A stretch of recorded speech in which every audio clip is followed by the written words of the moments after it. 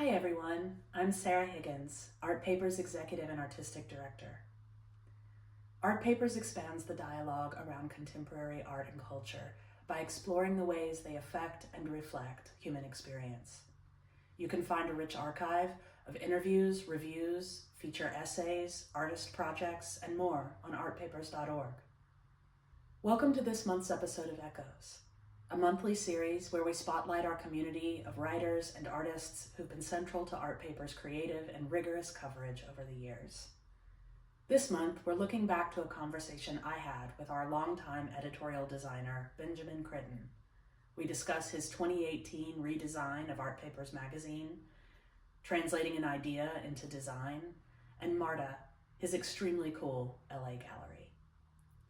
There's a link in the description if you'd like to support the work of Art Papers by making a donation or purchasing from our shop. Hi, welcome to Art Papers Instagram Live. My name is Sarah Higgins, and I am the editor and artistic director here at Art Papers. I'm in the office, which is unusual. I haven't been in the office much for a while, but I am happy to welcome Benjamin Critton, our graphic designer who's based in LA, who is joining us now. Let's see, I'll add him in. Benjamin is joining us. Hello, everyone else that's joining us. I see people So popping close. up. So very close. Hold on, let me figure out a contraption for this. Oh my Hi, goodness. Benjamin, welcome. Hello, how are you? We came right into the close-up. Oh man, I gotta figure out something. Hold on. I'm gonna do some wheeling and dealing while you're on the phone. Okay. Well, I'll continue to introduce you, which I By all have means. just begun. So Benjamin Critton is joining us today. He is the graphic designer who began working with me when I first came on at Art Papers as the interim editor in 2018. And I kind of coerced him into doing one issue. And that kind of grew into what became a redesign of the look of Art Papers magazine. And and it's morning for you, morning. Good morning. And you're better. This is a better frame. This is so much better, my goodness. Oh. Yeah. Can you guys hear the music in the background? There's a MMA studio behind the garden here. I can't hear it. But... Okay, all right, great. Woo. It's profane, so I didn't want to, the music is very profane. It sounds fine. It's okay, good. Yeah, I've lived near an MMA studio, and they had a thing where they would drag really huge pieces of metal behind them. Yeah. At like 5 a.m. Yeah. Not a fan. Was not a fan of that. So thanks so much for having me. You're welcome. Thanks for joining me. Yeah. I was just explaining while you were getting set up that I'd coerced you into doing one issue back in fall of 2018. This issue, Borders and Barriers. And I also learned that everything is backwards on this, or is our text. Yeah, everything. So we apologize for that in advance. Yeah. Wow. It was a whole concept issue you had to read in the mirror. Sorry. We should do one of those. I know. Yeah, I'm really glad to have a chance to talk to you because we've been meaning to do this for a while. And one of the things that about our kind of working together is that it was kind of, I think of it as having been kind of unintentional. We didn't really set out to redesign Art Papers. We didn't really set out for you to become the designer. We just did one, and it went so well, and we had so much fun, and I had fun. Same, I feel like we had such a good rapport that it just grew into a partnership and a collaboration. And so one of the things that influenced that was kind of the concepts that we talked about when we were talking about borders and barriers. And so I wanted to kind of start there, although I have to give a shout out to our first project together. That's true. Yeah, gut feelings. My goodness. Right. And it's been a while, man. It's been a good long while. It has been some years that we have been working together and still have not met in person. Yeah. And So then the connection goes back to colleagues of yours from Bard, right? yeah, I kind of put when I was working. So, okay, for context, I was working on a catalog for an exhibition when I was a curator at the Zuckerman Museum of Art. And I kind of put a call out to friends and said, I'm looking for a graphic designer who does brilliant work, who can be a conceptual collaborator, and who I will be able to afford. And people were like, well, you can, you can have two of those. But The infamous triangle of choice. right. But we did have plenty of time, at least. Yeah. And that grew into not just the catalog, but the entire exhibition identity, which I feel like I was asking you to do something that was not something you'd done before. Can you, now that we're looking back and it's safely in the distance, do you want to talk a little bit about that experience? Oh, sure. No, it was great. I think the more comprehensive kind of like any endeavor can be, the better. Which is to say, to have sort of an exhibition design, I don't know, agnostic of a publication design is always like kind of a bummer, right? Like sometimes you'll encounter a publication for a book that clearly kind of had where the design maybe had nothing to do with the exhibition design. Like maybe you saw this thing at, I don't know, the Whitney or something like this, and then you go and pick up the catalog and it's sort of like, oh, this doesn't have any kind of like relationship to the thing that I saw. So I think it's always super nice to be able to sort of harmonize those things. And so it was super logical in a way to sort of be holistic about it.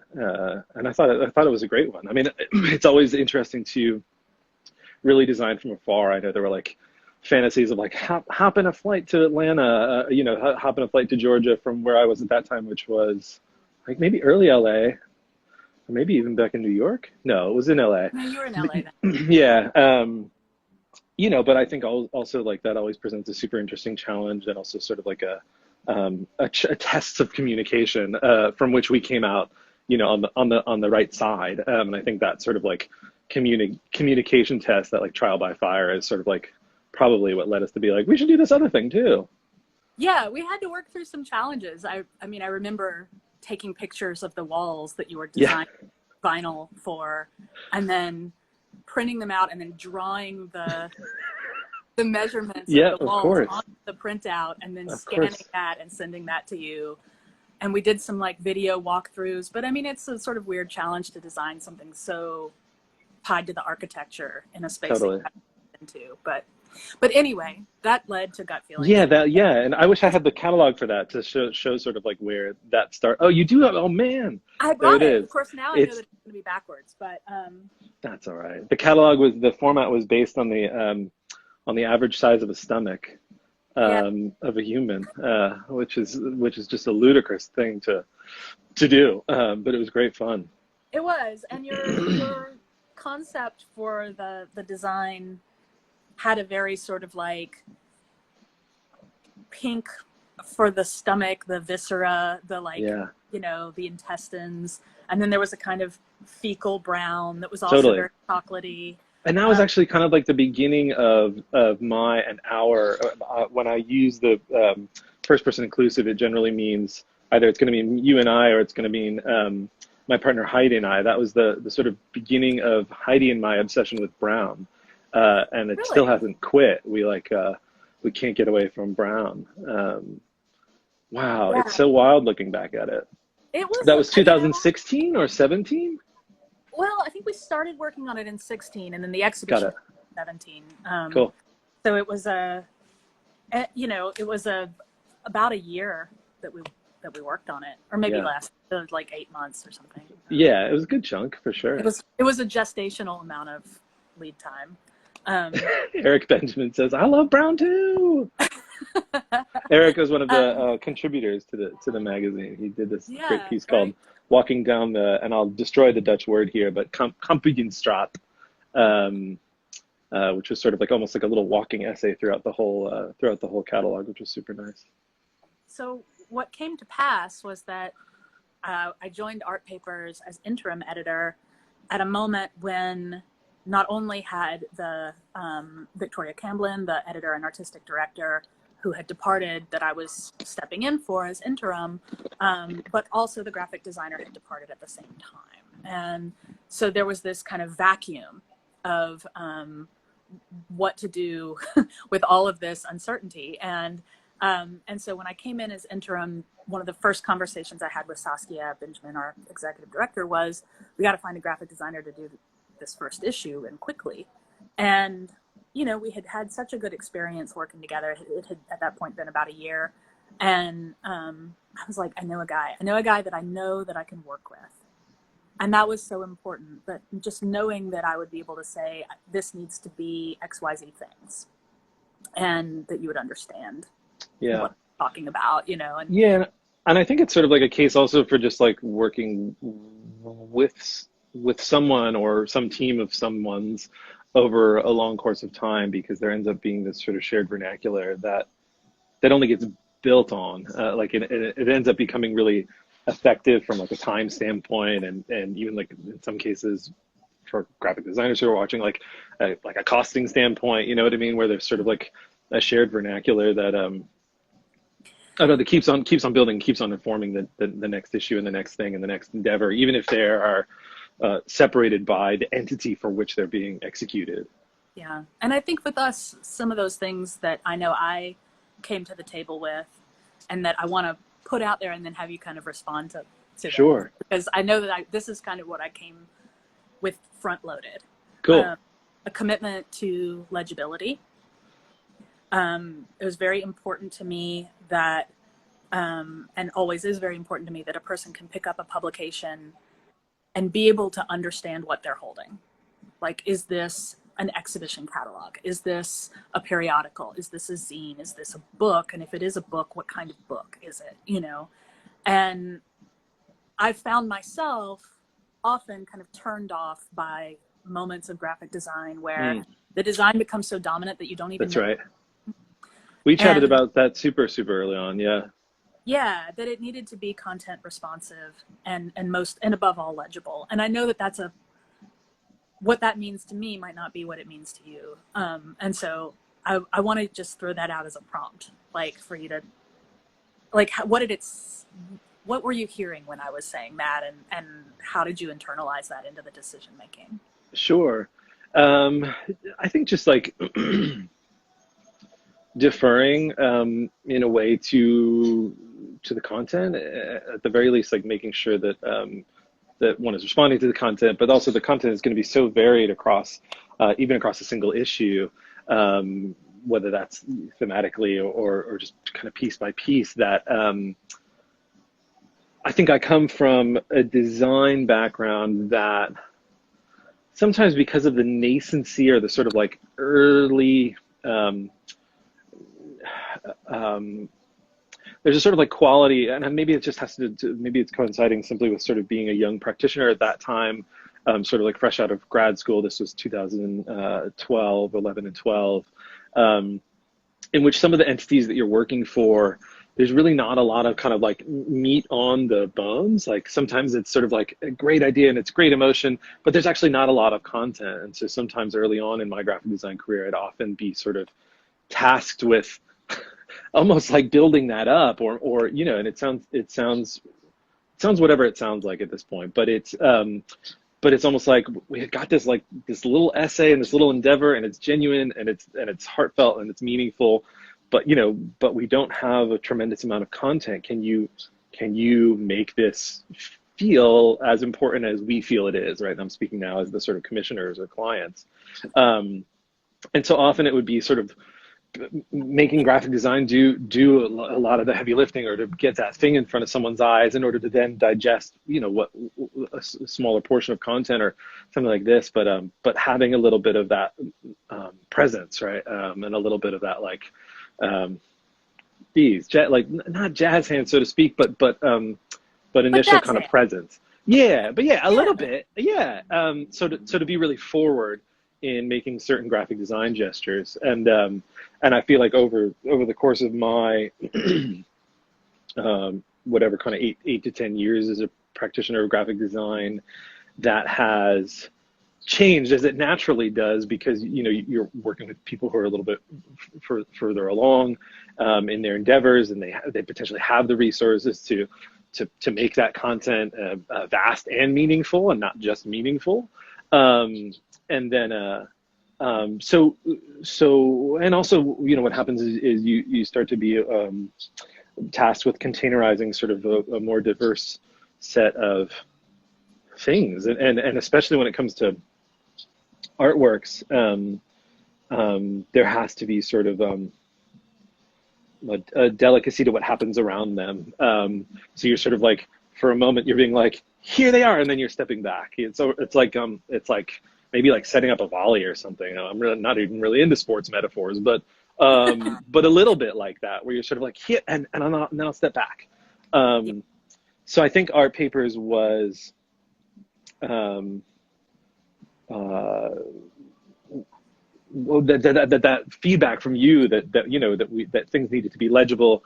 They needed to be sort of they couldn't be too sort of self-important or self-referential. Even they couldn't sort of they couldn't assume like a certain knowledge about the world in which the magazine happens to exist, which is the sort of like vast scare quotes art world.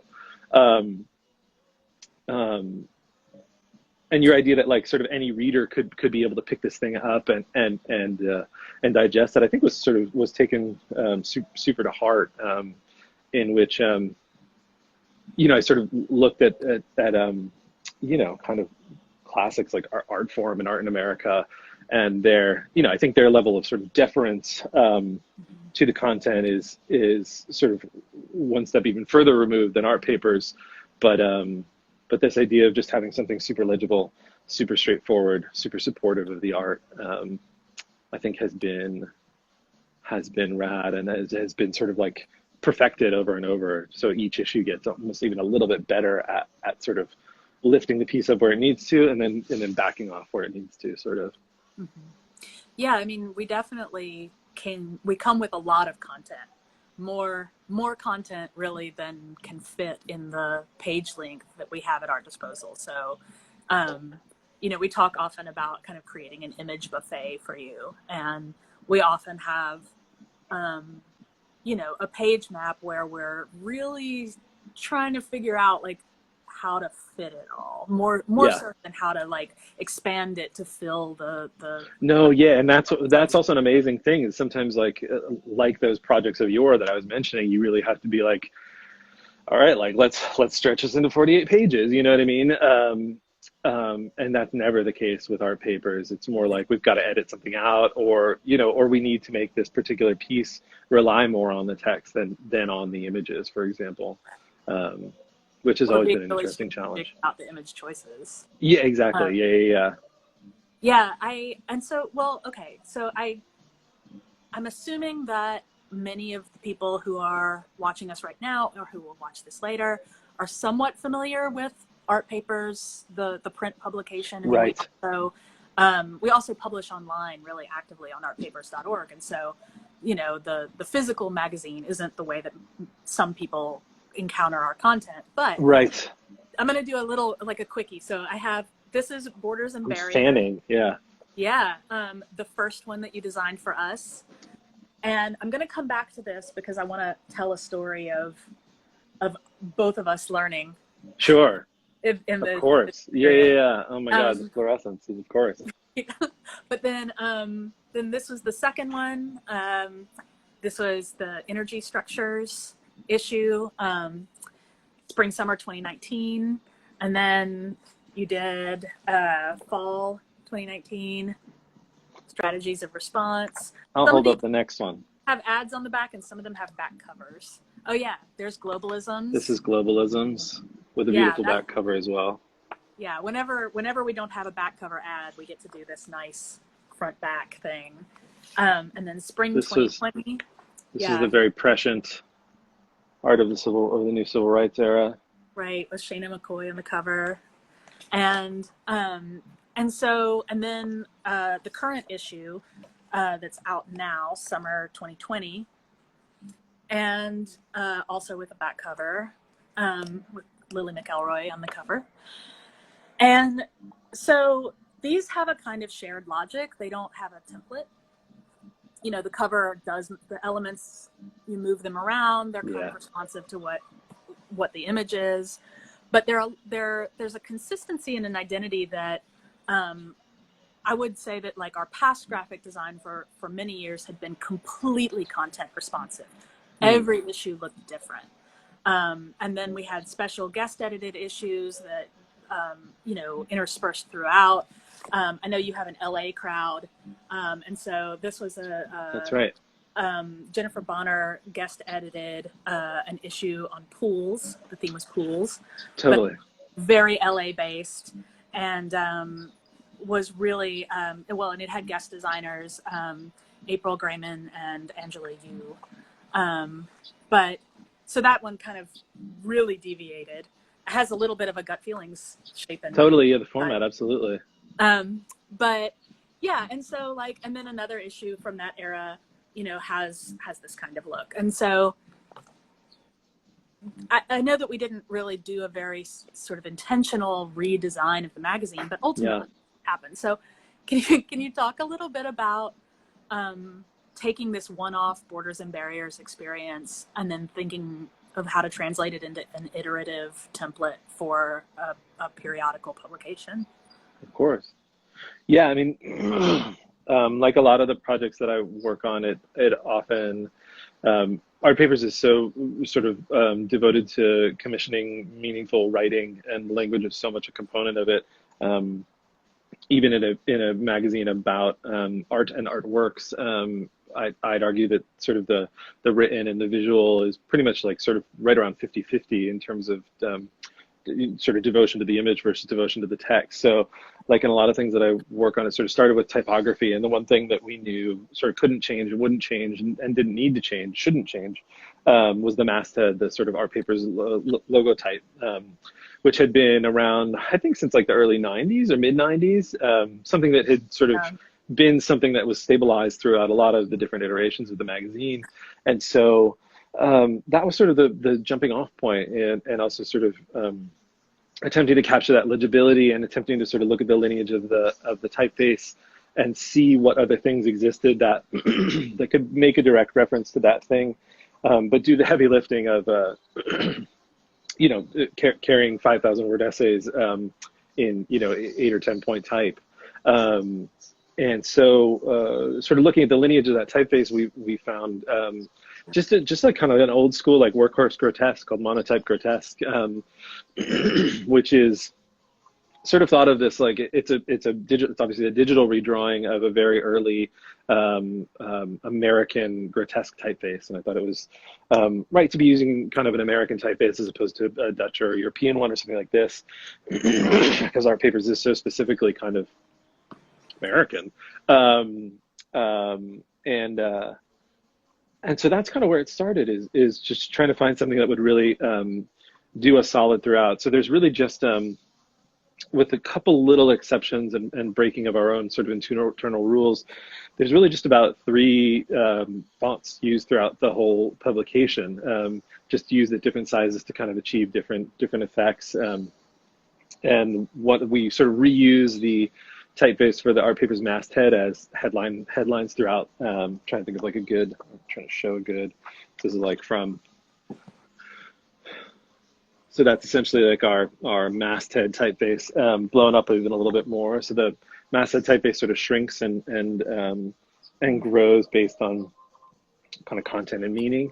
And then yeah, we use our monotype grotesque, Roman and italic, and that's like kind of it. And that dictated sort of so much of the direction, sort of making a decision early on to keep the typography palette like pretty narrow, pretty slim, also pretty like translatable.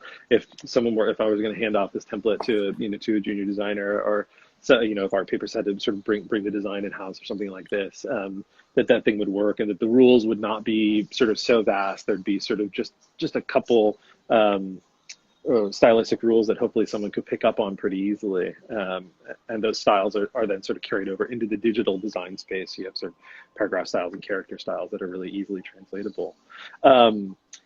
in the first one, we were sort of thinking specifically about the theme as it related to the layout and the grid and things like this. And so with Borders and Barriers, we really like pushed the edges of the borders in a way, and got like pretty kind of, I don't know, Dutch for lack of a better word, with sort of getting all of the content really close to the edge of the page. And part of that was also, see here, it really goes right down to the bottom, right to the edge. Limit. And it was, I mean, it's it was tough to make sure that would come out over the course of the essentially the print and production process. But what was I going to say? That was a long way of saying we really wanted to like figure out how to make the best of this format. So Sarah and I sort of decided early on, like instead of getting funky and trying to kind of reformat the thing each time, like let's think about the art paper subscriber in a way, or the person who picks up the magazine really regularly, and think about that archive a little bit, the actual physical archive on a shelf or in a library, and try to make consistent this format. So we decided on a format that was sort of like the most common format that had been used previously. And then we really tried to figure out how to kind of like really get as much content into that format as we could. And we pulled back a little bit after Borders and Barriers.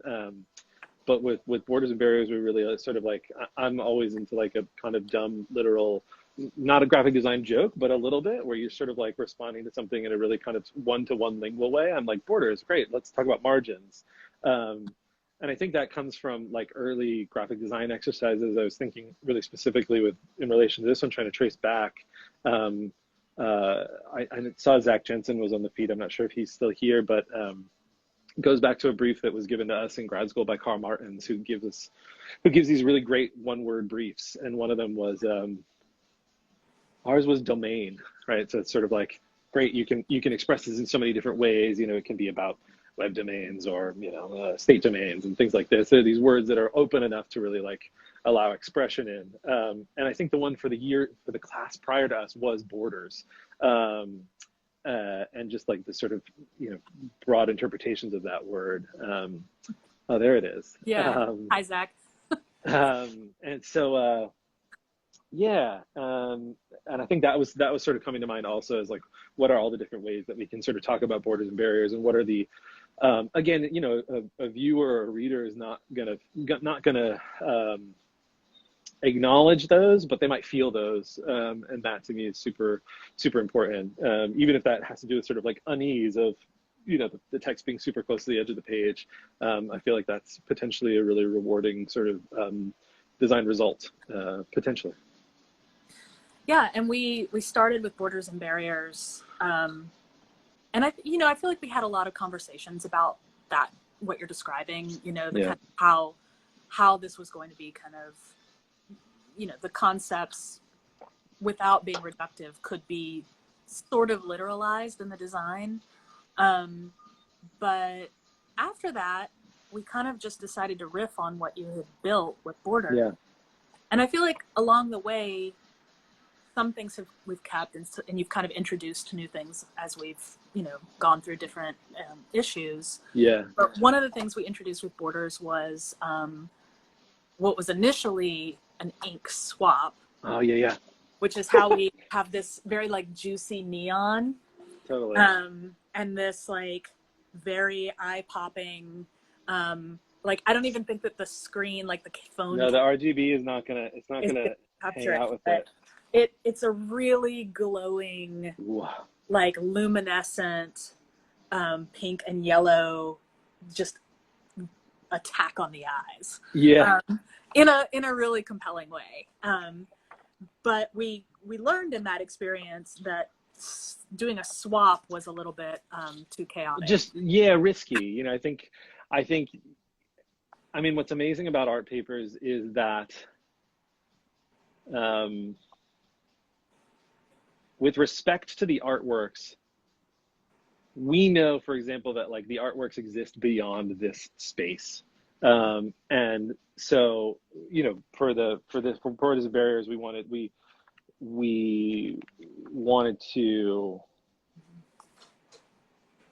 well, I guess like we've relearned the reverence for the image in issues after this one. But even with that one, there was a nice sort of like, we know that the painting doesn't look like this. I don't know. It was like, even though it ended up becoming kind of like an exercise and like sort of like, we should correct that for next time. Right. It Never was do that still again. like really, But it was still like really refreshing to be, I don't know, to acknowledge, I guess, to acknowledge the fact that like these are not the paintings. These are representations of the works.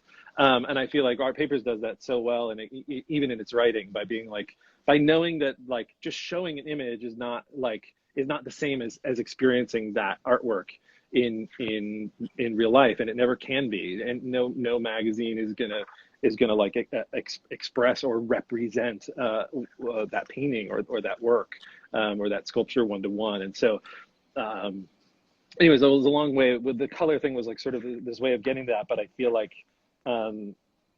there's a really regular acknowledgement of that inability, right? And then you working into that by being like, this is a publication about the art. This is not the art. yeah, and I think that the artist projects that existed in it, all in a funny way, came around to the way that that swap affected the work and made the work's color a little bit different, by kind of getting interested in the way that it created this sort of in situ. That's an artist project by Aaron Gemmel, that the fragment, the form that you see, those are printed like with a printmaking process. They're the plexiglass panels that you often see in New York on the barriers built around construction sites, and then they'll cut little viewing windows, and those are the actual plexiglass viewing window cover of those borders.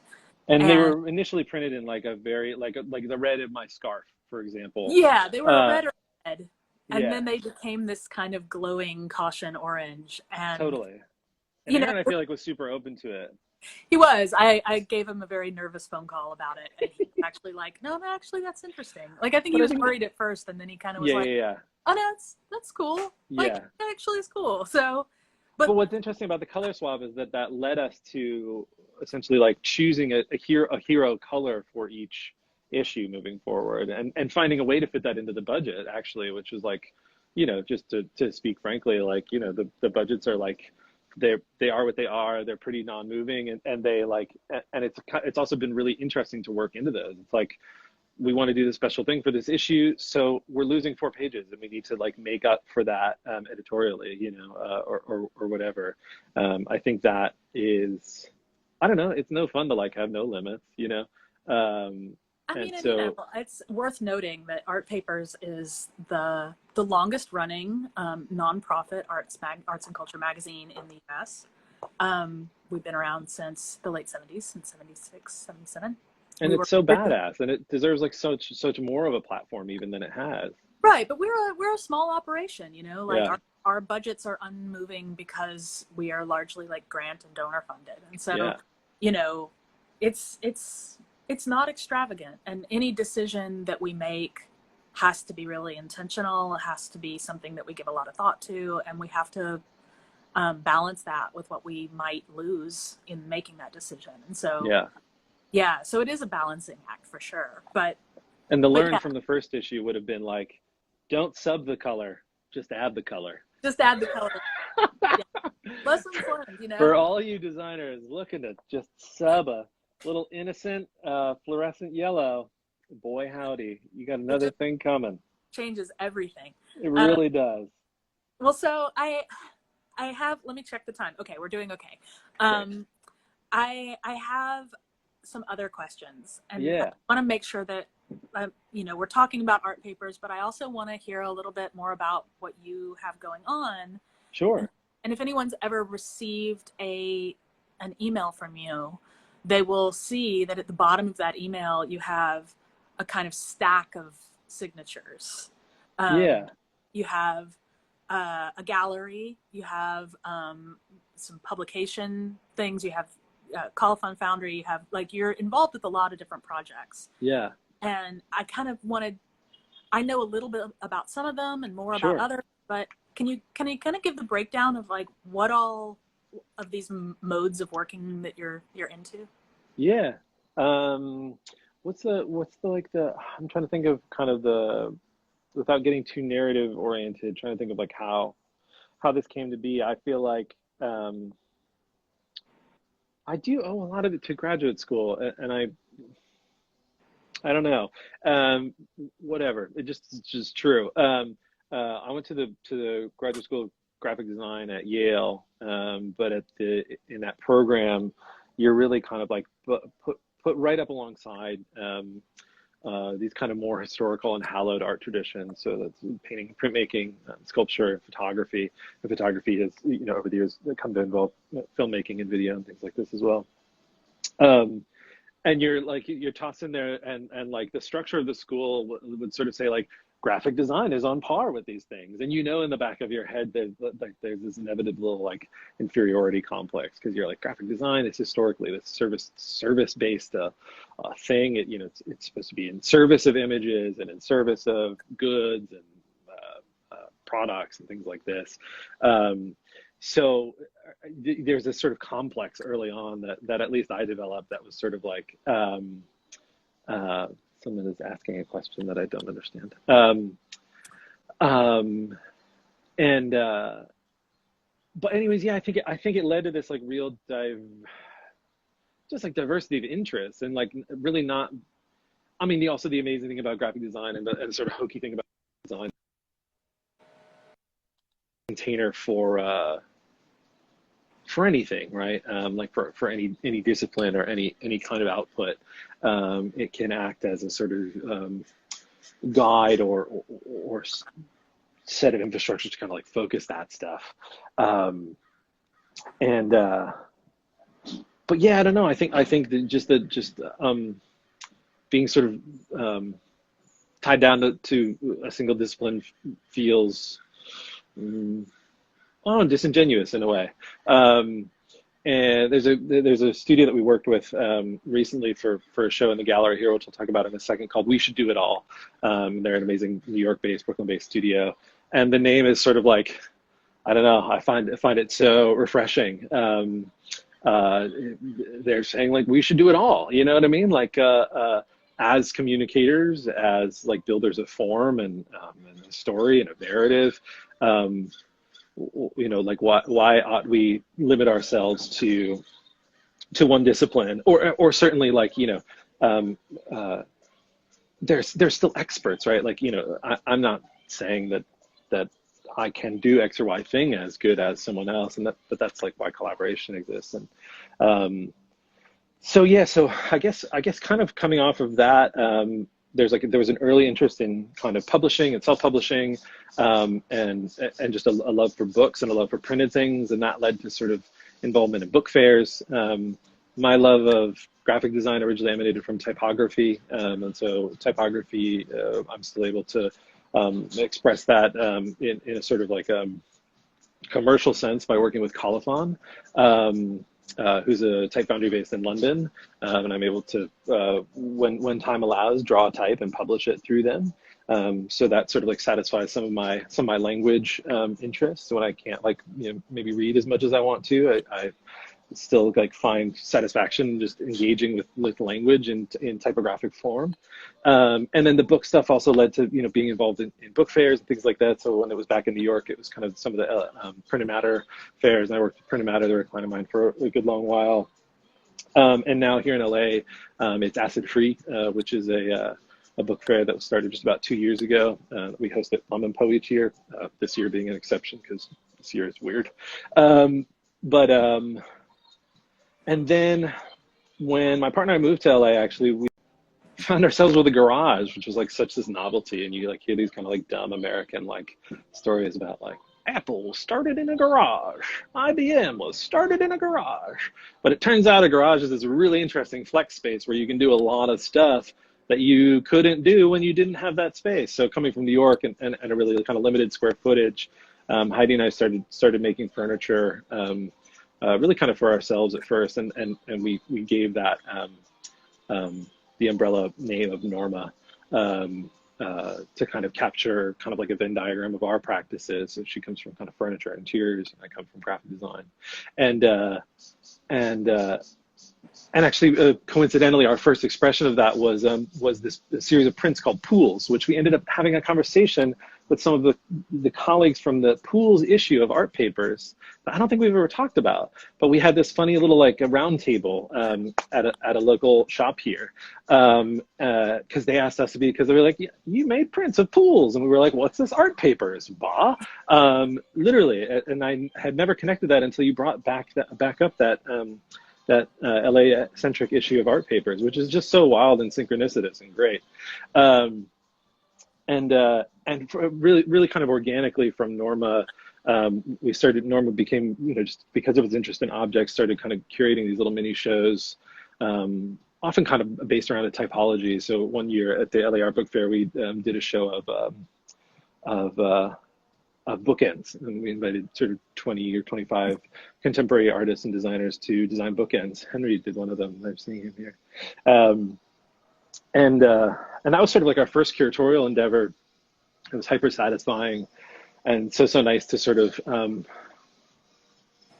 don't know, kind of be voyeurs into these practices. It really gets you like a lot closer to the artist and to the designer. You sort of like, at that point, we weren't doing studio visits explicitly, but like that's what they ended up kind of becoming over time, and then that brought me back to grad school again, like just being able to sort of like go and hang out with the artists in their space and in their sort of like natural habitat, so to speak, and how rewarding that is, and how much closer you can get to like kind of capturing the essence of someone's output and practice by understanding the space and the objects around them, and that's kind of where the interest came from to start actually curating shows in a more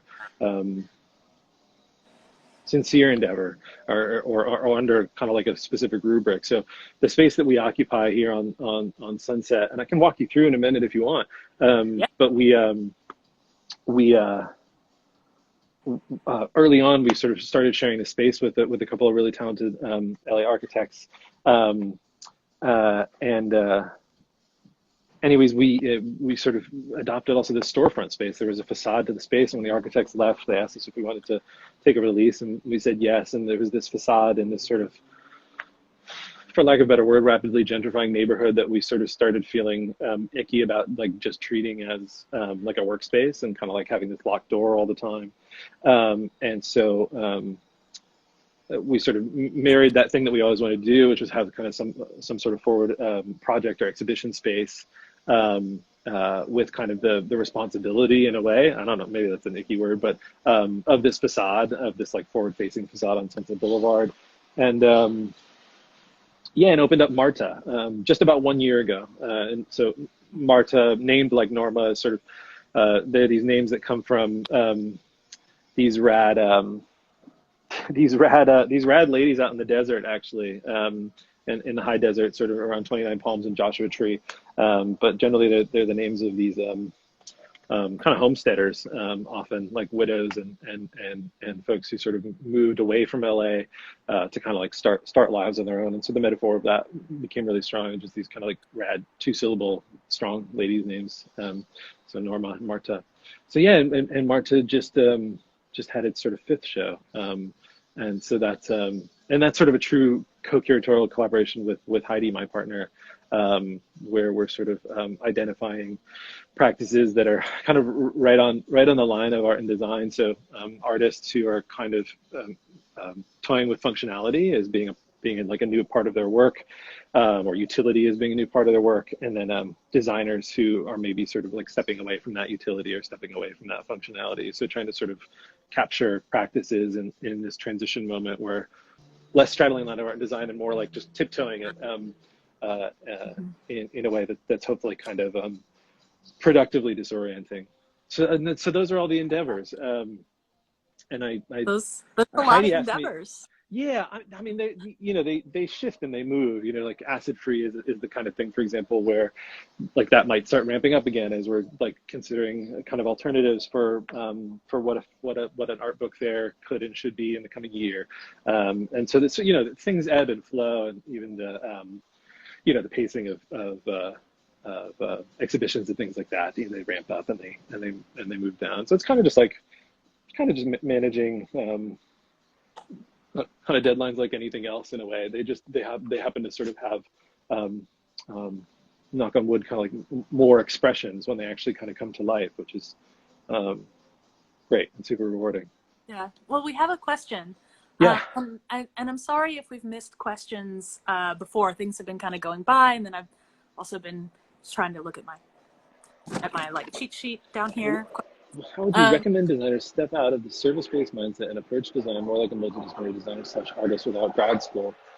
I can't see who that came from. The vigorous one. Vigorous one.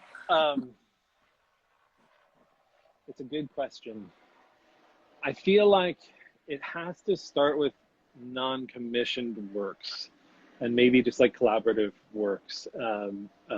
Doing a couple kind of like, you could even call it like kind of pro bono or just like truly collaborative endeavors with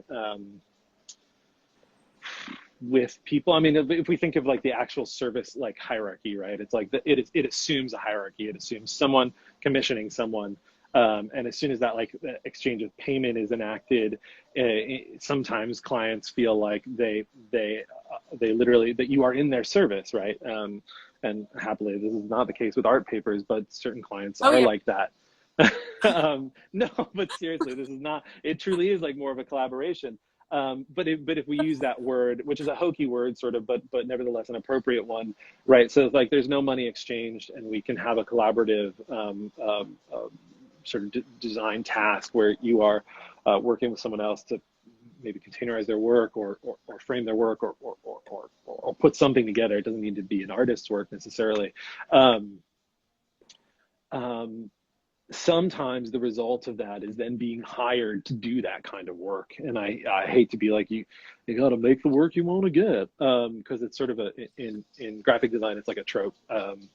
But it works in some ways, right? So if you create a few projects that are truly non-hierarchical in their structure, then sometimes you can solicit work that is in fact paid and compensated appropriately. And the expectation is that it's a collaborative thing and not a hierarchical one, based on you proving the merit of the work that you've made prior in these truly collaborative settings. Maybe that's a really long-winded way. That's maybe not even what you're asking, but I think grad school doesn't matter to any of it. It's just about putting yourself in close proximity to the kind of people whose practices you might like and want to work alongside of. Yeah, and maybe that's art, but maybe that's something else. Yeah, to me, that just touches on the thing about, I mean, I'm also very much, in many ways, a product of the graduate program that I went to. Sure. Which was a CCS at Bard. So it was a very kind of contemporary art curatorial, kind of theoretical type of education. And, and that makes you a certain kind of person from the schooling you get, but it also puts you in a particular kind of community. And the thing about grad school that I really think I gained the most from was the community. It was the people that I was brought into proximity and dialogue with. And it's can be hard to make that, on your own, but you can make it on your own. And you can create that, especially, I mean, now more than ever, now that we're all just used to physical proximity not really being it's not even like a knock on the door thing anymore, which can be probably, I haven't even thought about that, but potentially has even more of it's a DM or it's a direct message over Instagram or something like this, to sort of like be adjacent to someone whose practice or output you're interested in.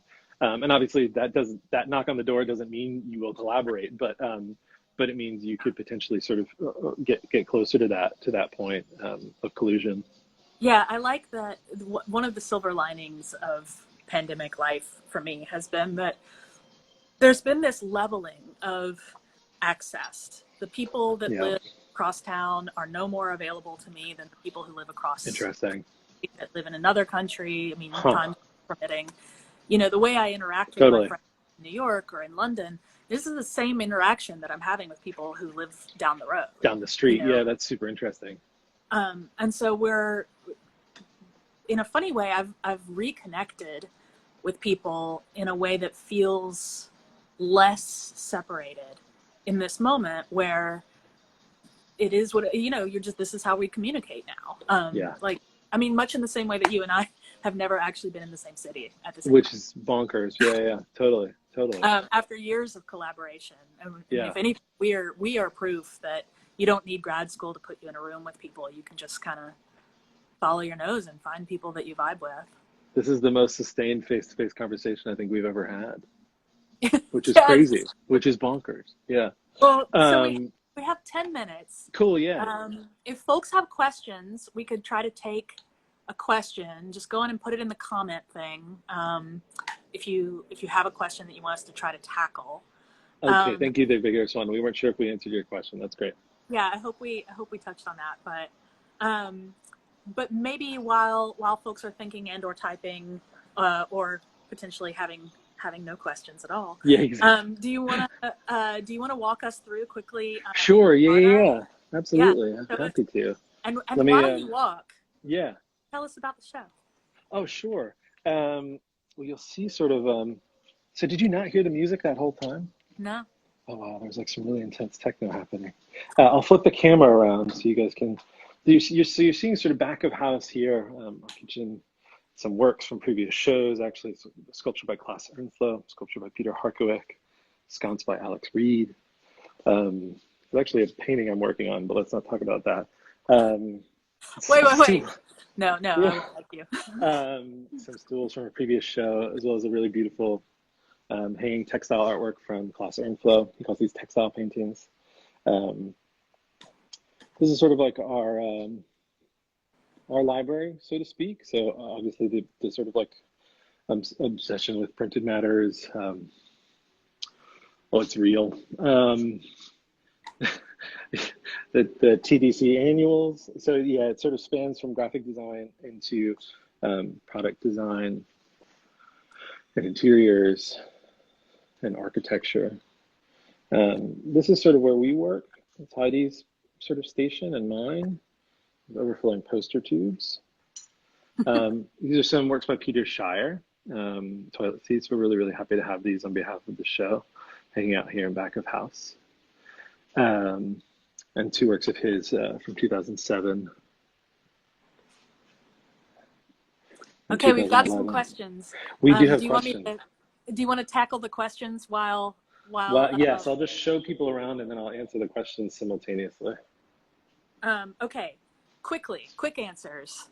Any advice for folks starting from scratch in arts publishing in terms of how to define that visual identity? Feels like the stakes are so much higher for an arts pub. Maybe this one's directed at me. I can take this one if you want. Sure. While you're showing us toilet paper hangers. Maybe get right in there. Let's see some close-ups while I talk. I mean, I think that the thing that the advice I would give is make the identity of the publication feel like it's communicating the core of what you want to say about art, about culture, about design. Like it's, and don't worry too much about it looking like anything else or not looking like anything else. Like I think it's really just about finding the thing that thrills you and makes you feel inspired to engage with it. Because for me, if I feel super inspired to engage with the thing that I'm making just by my own delight in how it looks, then I know I'll bring a kind of enthusiasm to it and a commitment to it that I might not be able to muster on a rough day or a rough week as much. I always tell Benjamin that by the time the text and the content for each issue gets to him, I'm pretty over it. Like I've read every single text 10, 15 times, fine tooth comb, the images, the captions, we've been through it all. I'm kind of ready to hand it off. And then Benjamin designs it and sends it back. And I'm more in love with that content all over again than ever before. And I think if you can find the visual identity that's going to make you feel that way, then you've found your thing. I don't know, Benjamin, does that seem like a fair answer? I was like playing cinematographer over here. Okay. No, totally. I think, but I think also like maybe bringing back this idea of like deference is also really interesting. So like when you're designing for an arts publication, I do feel like the stakes are higher and I understand that, but I also feel like maybe like you still also have this like kind of obligation to hang back a little bit, and make something kind of really elegant, but stand on its own, make it obviously compelling and interesting and autonomous, and but also keep in the back of the mind that like at the end of the day, especially if it's an arts publication, that it is sort of in service to the art. It is. It's not only sort of, it is. It has to be in service to the art to some extent. At moments, it can be in service to itself and to the entity, but in the majority of the time, it needs to be in service of the art. Yeah, rendering an artwork into nothing more than an illustration is a violence that you want to avoid. Ooh, that was very well said. Thanks. So, okay, what designer's work do you recall noticing first, and how old were you? Oh my gosh. I don't think I can answer that. Or if you don't know their name, what do you remember? I'm trying to think. It's great. I'll just kind of hang out stationary for a minute. I know what mine is. It sounds hokey, but it was probably something that my dad was working on, because my dad was an architect, so and like an engineer. So I feel like it's gotta have been something that he did, or my uncle was like a woodworker, and I feel like maybe it had something to do with like, I don't know, probably had something to do with friggin' dads, because like dads, you know. What was yours gonna be? This is actually tied to my dad, although it came to me through my mom. My dad had a copy of the Whole Earth catalog. Oh, amazing. And also, more importantly, a companion publication called Big Rock Candy Mountain, which was education resources for like hippie homeschooling. That sounds amazing. And I was kind of obsessed with that as a kid, and it was remarkable. It was a remarkable. That sounds really special. We didn't, I mean, probably also, like, if I'm being honest, like National Geographic and things like this too. I mean, totally. All the, 80s. For me, it was the 80s. I'll speak for myself, old. So quickly, where is this space, Marta, you're walking around? And then we may get cut off. We're at the very tail end. And we may get cut off because my phone's about to die also. This space is, I'll turn around for a moment. This space is called Marta. It's on Sunset Boulevard in Los Angeles, in a neighborhood called Echo Park. The show that you're seeing is called Under Over, and it's a collaboration with a toilet paper company called Plant Paper, who we happen to share space with. And sort of through our interactions with Plant Paper, we came to realize how nefarious the toilet paper industry is. And we thought it would be really, really interesting to look at this really under-celebrated and under-loved piece of kind of everyday industrial or product design or whatever you want to call it. And so we asked after pieces from about 50 different designers and artists. And this is the amazing, super diverse result. Well, quickly, Benjamin Critton, editorial designer of art papers and doer of many other things. Where do you land, over or under? Oh, it's over. We're thinking of just renaming the show to Over.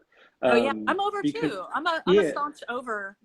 It turns out mostly everyone a bum swab show. So great. Maybe Edward, do you feel that's like, amazing. Are the under people just afraid to say anything at this point? Like, do they feel? Maybe they feel like bullied or something like that.